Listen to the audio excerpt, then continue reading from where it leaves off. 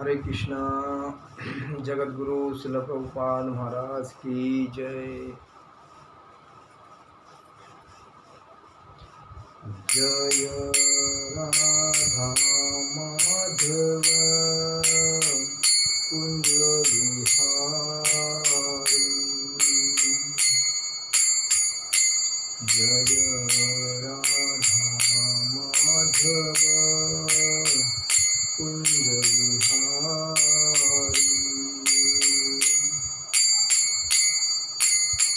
गोपीजन वल्लभ गिरिवरधारी।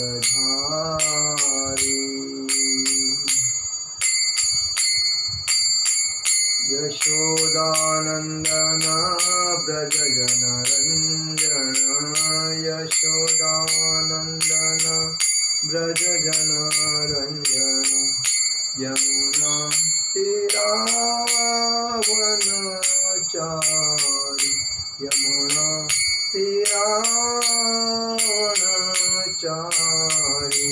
जय राधा माधव कुंज बिहारी। हरे कृष्णा कृष्णा कृष्णा हरे हरे। हरे राम राम राम हरे हरे। हरे कृष्णा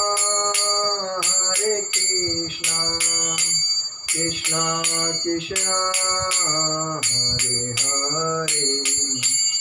हरे राम राम राम हरे हरे। जगत गुरु श्रील प्रभुपाद महाराज की जय। परम पूज्य लोकनाथ स्वामी महाराज की जय।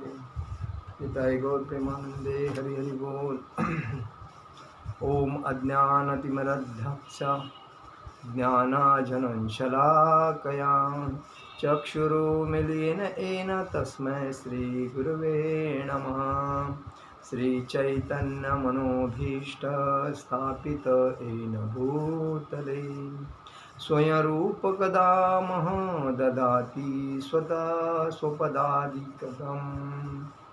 वन्देऽहं श्रीरूपकमल श्रीगुरुवैष्णवांच। श्रीरूपसाग्रजात सहगण रघुनाथान्वितं संजीवं साद्वैत सावधूत परिजन सहित कृष्ण चैतन्य देव श्री राधा कृष्ण पादान सहगण ललिता विशाखान्वितांच। हे कृष्ण करुणा सिंधु दीनबंधु जगतपते गोपेश गोपिका कांत राधा कांत नमस्ते। तप्त कांचन गौरांगी राधे वृंदावनेश्वरी विशुभानुसुते देवी प्रणमामि हरिप्रिये। वाञ्छाकल्पतरुभ्यश्च कृपा सिन्धुवे भव च पतितानां पावनेभ्यो वैष्णवेभ्यो नमो नमः। अनंत कोटि वैष्णव वृंद की जय। नमो विष्णुपादाय कृष्णप्रेष्ठाय भूतले श्रीमते भक्तिवेदांत स्वामी नामिने। नमस्ते सरस्वती देवे गौरवाणी प्रचारिणे निर्विशेष शून्यवादी पाश्चात देश तारिणी। जय श्री कृष्ण चैतन्य प्रभु नित्यानंद श्री अद्वैत गदाधर श्रीवासादि गौरभक्तवृंद। हरे कृष्ण कृष्ण कृष्ण हरे हरे। हरे राम राम राम हरे हरे। हरे कृष्ण कृष्ण कृष्ण हरे हरे। हरे राम राम राम हरे हरे।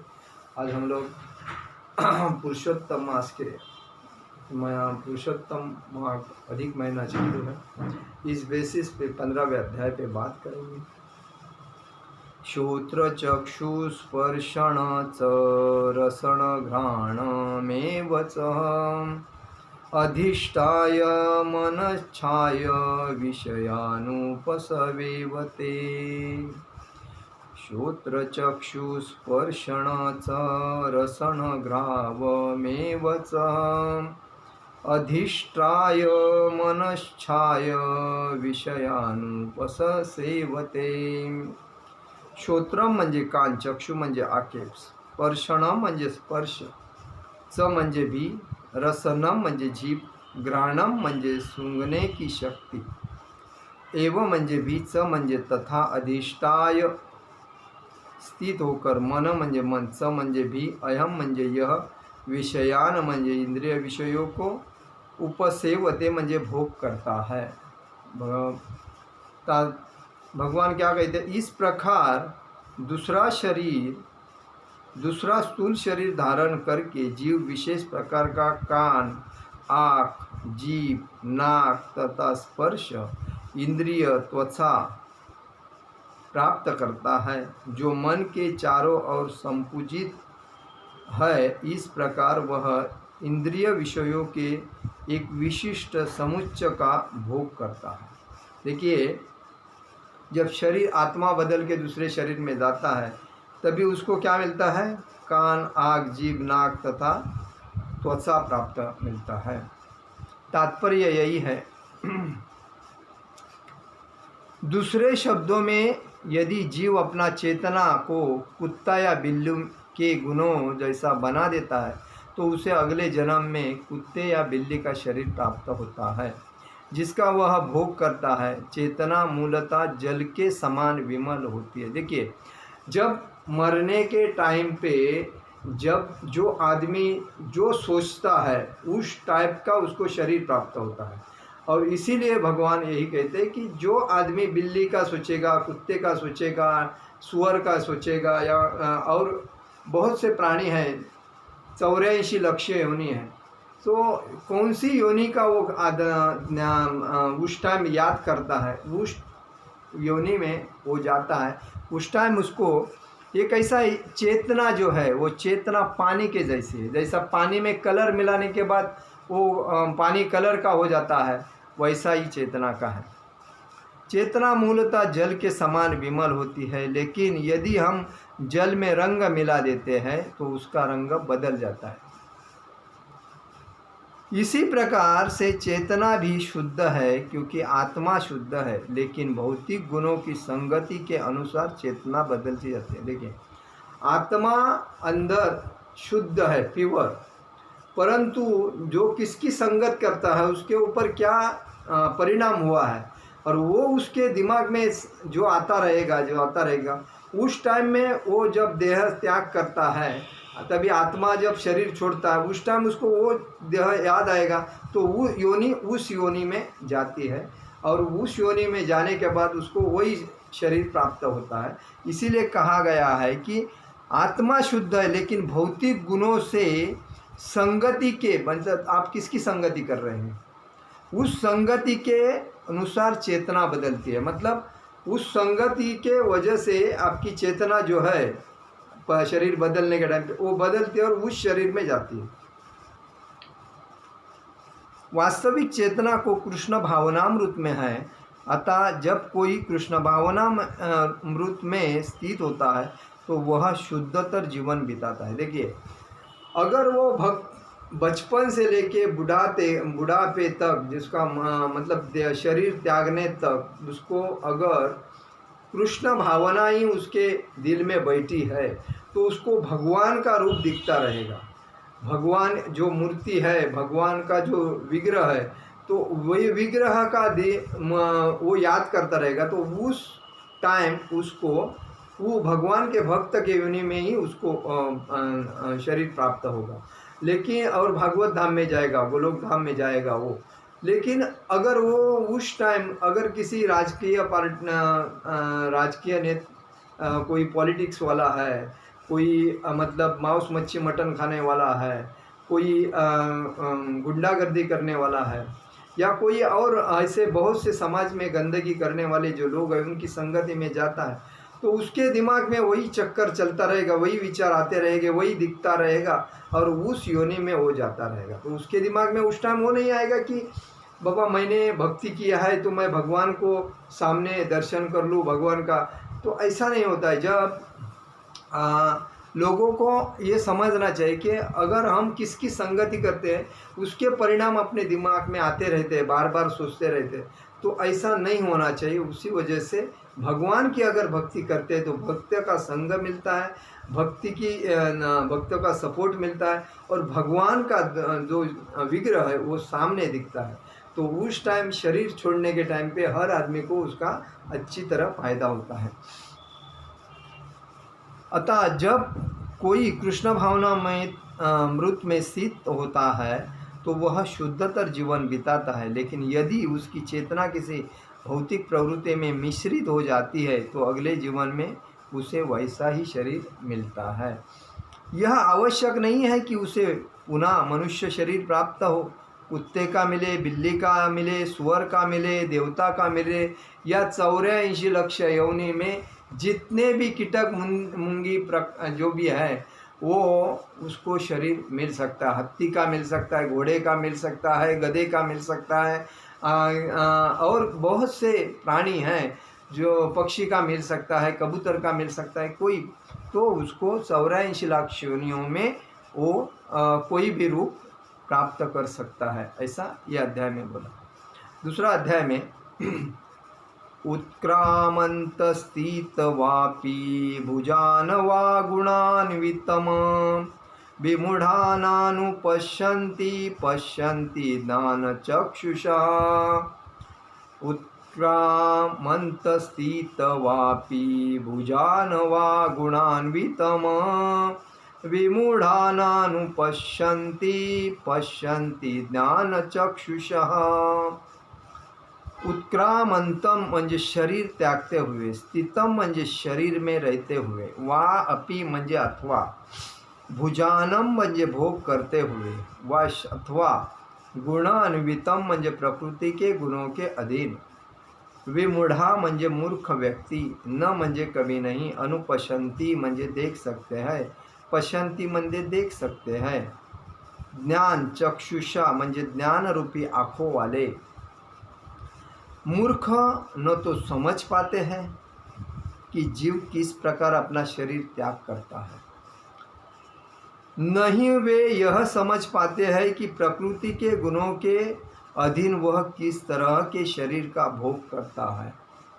लेकिन जिसकी आंखें ज्ञान में प्रशिक्षित होती है वह सब देख सकता है। देखिए, अगर शुद्ध मन से भक्ति कोई करता है तो उसका आत्मा शुद्ध होता है, उसका मन शुद्ध होता है, तो उसको वो क्या कर रहा है वो उसको बराबर मालूम पड़ता है। आत्मज्ञानी अंतर्यामी उसे कहते हैं। लेकिन उसका मन भी शुद्ध होना चाहिए और आत्मा भी शुद्ध हो जाता है। उसी वजह से मन में गंदे विचार नहीं आते। ज्ञान चक्षुषा शब्द अत्यंत महत्वपूर्ण है। बिना ज्ञान के कोई न तो समझ सकता है कि जीव इस शरीर को किस प्रकार त्यागता है, नहीं यह कि वह अगले जीवन में कैसा शरीर धारण करने जा रहा है, अथवा यह कि वह विशेष प्रकार के शरीर में क्यों रह रहा है।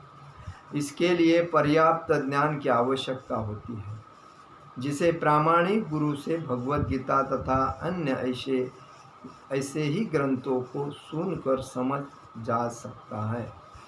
देखिए, जो ज्ञानी होता है उसको मालूम पड़ता है कि मैं जैसा राजा भरत थे, उन्होंने जब मरने के टाइम पे एक हरिण का ध्यान किया था, तो वो जब उनका शरीर छोड़ने का जब वक्त आया तभी वो राजा होने के बाद भी उनको वही हरिण उनके दिमाग के सामने दिखता था। और जब उन्होंने शरीर त्याग दिया तो उस टाइम उनको दूसरा शरीर जो मिला वो हरिण का मिला। तो यही आदमी को समझना चाहिए कि मैं किसका अनुकरण कर रहा हूँ।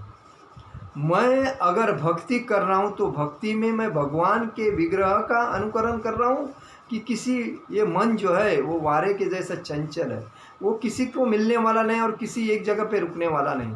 लेकिन अगर भक्ति दिल से की जाती है तो ही वो मन एक ग्रह उस विग्रह पे टिक सकता है, तभी वो आदमी बुद्धिमान होता है। और उस बुद्धिमान आदमी को ये महसूस होता है कि मेरा ये जो आत्मा अभी, अगर मैं शरीर छोड़ रहा हूँ तो मेरा आत्मा कौन से आत्मा में जा सकता है, उसको मालूम पड़ेगा।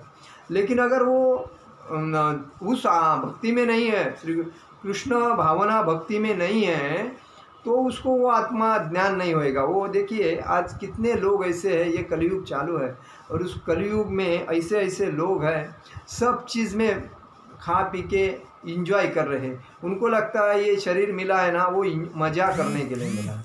अगर इसके आगे मिला या न मिला मालूम नहीं, लेकिन अभी जो शरीर मिला है ना, उसकी मज़ा करके ले लो, अगला शरीर कौन देखा है। ये भी उनकी बात बराबर है, क्योंकि 84 लाख योनि के बाद जिस आदमी को मनुष्य शरीर मिलता है, वो भगवान बोलते हैं तू मनुष्य शरीर में जा रहा है तो मेरी भक्ति कर, मेरा प्रचार कर, मेरी सेवा कर, मेरा कीर्तन कर।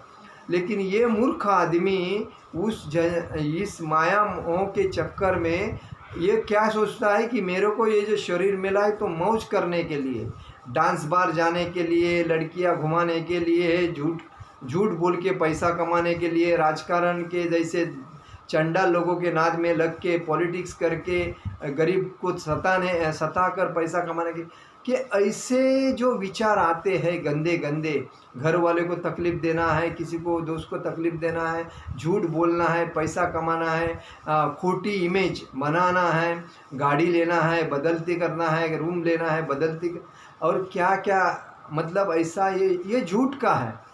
आदमी आया है नंगा नंगा जाएगा, लेकिन आदमी को 2 टाइम की रोटी कपड़ा मकान, ये आदमी के जो 4 चीज़ है वो मिलना चाहिए, और भगवान का नाम मुंह में सदैव रहना चाहिए। ये तो महत्व का है, रोटी कपड़ा मकान ये चीज़ और भगवान का नाम, ये उसका मुख्य उद्देश्य है जीने का। लेकिन आजकल लोगों ने अपने ये मोबाइल जो आया है, वो मोबाइल आदमी का ये मतलब चौथा एक ये बना है, रोटी कपड़ा मकान मोबाइल, ऐसा ये चीज़ हुआ है। अगर मोबाइल नहीं उसके हाथ में तो उसको लगता है मेरे को श्वास ही नहीं मिल रहा है, हवा नहीं मिले चलेगा, लेकिन मोबाइल मिलना ज़रूरी है। ये दुनिया अभी ऐसा हुआ है। लेकिन आदमी को यही नहीं समझ रहा है कि मेरा हृदय जो है, वो हृदय को ये मोबाइल के जो कनेक्टिविटी है उसी के वजह से मेरा तबीयत ख़राब हो रहा है, मेरी बुद्धि ख़राब हो रही है। और ये 5GB जो आया अभी, उस 5GB ने कोरोना वायरस हर जगह में ला के डाल दिया, और वो 5GB का जो असर है वो आदमी को मौत के घाट उतार रहा है। लेकिन फिर भी आदमी यही नहीं समझ रहा है कि मोबाइल नहीं यूज करना चाहिए। बात करने के लिए मोबाइल बनाया तो बात करना चाहिए, लेकिन लोग उसका बिजनेस के लिए वापर कर रहे हैं, गंदा काम के लिए वापर कर रहे हैं। जो भी है, आदमी बनाया मोबाइल किसके लिए? एक दूसरे को संपर्क होने के लिए, लेकिन उसका फ़ायदा लोग ले रहे हैं। लेकिन उसमें उद्योगपति को तो चांदी हो गई है। सब मूर्ख लोग मोबाइल लेके बैठे हैं, उद्योगपति अपने घर में एंजॉय करके पैसा कमा रहे, छाप रहे, और ये मूर्ख अपना पैसा पॉकेट का दे रहे। और ऐसा चीज़ होने के बाद लोगों क्या मंद बुद्धि में क्या आएगा? वो गंदा देखेंगे, वही तो आएगा दिमाग में।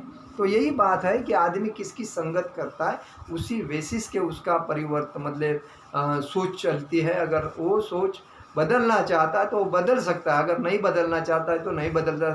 वही है उसके जीवन का सर्वस्व, अच्छा करने वाला और बुरा करने वाला। तथा प्रामाणिक गुरु से भगवत गीता तथा अन्य ऐसे ही ग्रंथों को सुनकर समझा जा सकता है। जो इन बातों को समझने के लिए प्रशिक्षित है वह भाग्यशाली है। भाई देखिए, गुरु अगर करेगा और गुरु के आदेश के मार्गदर्शन पे चलेगा तो वो भाग्यशाली होगा। प्रत्येक जीव किन्हीं परिस्थिति में शरीर त्यागता है, जीवित रहता है और प्रकृति के अधीन होकर भोग करता है।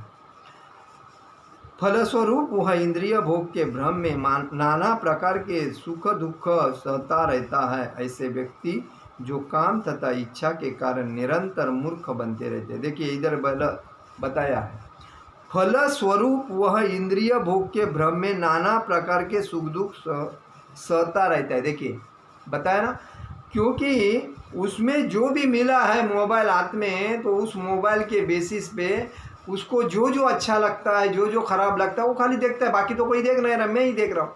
तो वो अपने बुद्धि को खराब करके नाना प्रकार के सुख दुख सहता रहता है।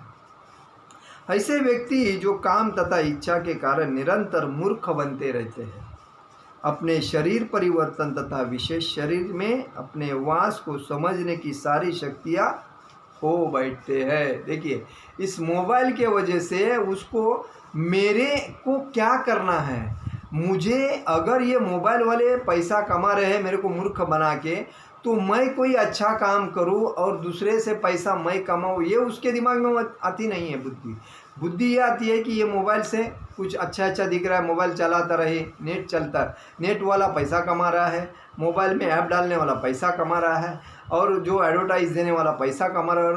तुम क्या कर रहे हो, अपने जेब का पैसा कमा रहे हो, क्योंकि तुम मूर्ख हो, खाली वही देख रहे हो। तुम्हारे दिमाग में तुम आइडिया नहीं लगा रहे हो कि मेरे को पैसा कमाने का है, तो मैं कैसा ऐप बना के इस मोबाइल में डालूँ और दूसरे को बोल के मैं पैसा कमा लूँ। ये बोलना ज़रूरी है, क्योंकि तुम्हारा हर आदमी ने अपने को अगर अच्छा करना है तो बुद्धि चलाना ज़रूरी है।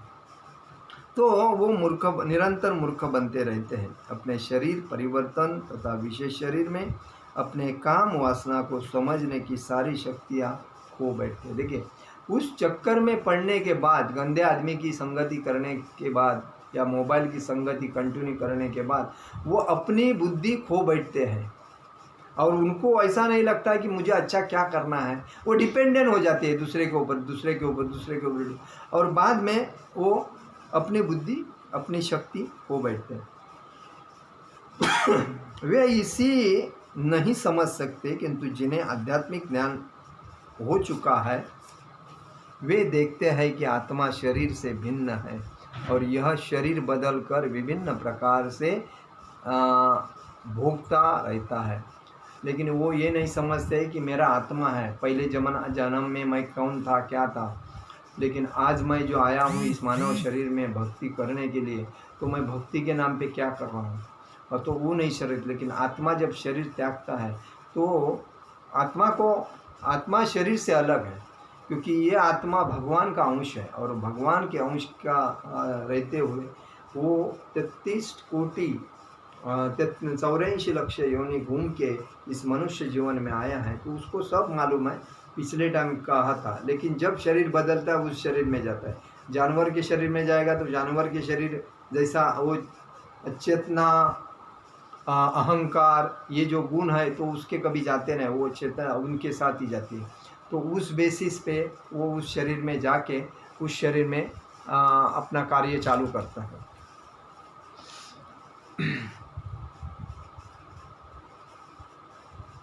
शरीर बदलकर विभिन्न प्रकार से भोगता रहता है। ऐसे ज्ञान से युक्त व्यक्ति समझ सकता है कि इस संसार में बद्ध जीव किस प्रकार कष्ट भोग रहा है। इस संसार में जो जीव है किस प्रकार का कष्ट भोग रहा है, नाना प्रकार के कष्ट भोग रहा है, लेकिन उसको शांति नहीं। तो सुख क्या है वही मालूम नहीं है, वो सुख के पीछे भागता है। उसको लगता है सुख दुकान में बिकत मिलता है, लेकिन सुख बिकत नहीं मिलता। सुख ये मानने में है, क्या है, जो मेरे परिसर में जो चल रहा है उसमें मैं कितना आनंद ले रहा हूँ। वो आनंद किससे मिल सकता है, फक्त भक्ति से मिल सकता है। बाकी कितना भी तुम्हारे पास कुछ आया तो कुछ नहीं मिलेगा। अतएव जो लोग कृष्ण भावनामृत में अत्यधिक आगे बढ़े हुए हैं, वे इस ज्ञान को सामान्य लोगों तक पहुंचाने में प्रयत्नशील रहते हैं, क्योंकि उनका बद्ध जीवन अत्यंत कष्टप्रद रहता है।